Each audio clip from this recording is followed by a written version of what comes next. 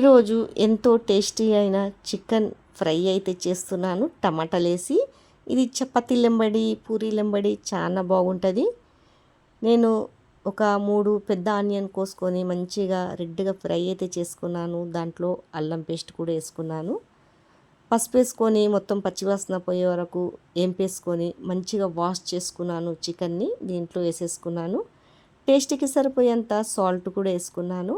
ఇదంతా ఒక 15 నిమిషాల వరకు మంచిగా అయితే ఏంపేసుకున్నాను. ఇలా చూడండి, ఇలా బాగా ఏంపేసుకున్నాక పైనుంచి టేస్ట్కి సరిపోయేంత కారము, స్మెల్ గురించి కొద్దిగా కలేమాకు వేసేసి ఇలా సిమ్ము మంట మీద ఒక 10 నిమిషాలు ఏంపేసుకుంటాను. తర్వాత ఒక 2 పెద్ద పెద్ద టమాటాలను అయితే తీసుకున్నాను. ఇది కూడా టమాటాలు దీంట్లో వేసి సిమ్ము మంట మీదనే మంచిగా ఫ్రై కానియాల. చూడండి, టమాటాలోనే నీళ్ళు వచ్చేసింది. నీళ్ళు మాత్రం మాత్రం పోయొద్దు.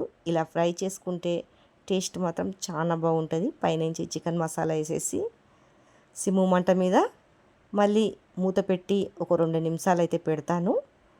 చూడండి, మూత తీసేశాక మొత్తం దగ్గరికి అయితే వచ్చేసింది. ఇలా వేడి వేడి అన్నం వెంబడైనా తినొచ్చు. కొత్తిమీర వేసుకొని దింపేసుకోవడమే. మీ ఎంతమందికి ఇలా చికెన్ కర్రీ ఇష్టం ఉన్నదో కామెంట్ చేయండి. లైక్ సబ్స్క్రైబ్ అయితే చేసుకోండి.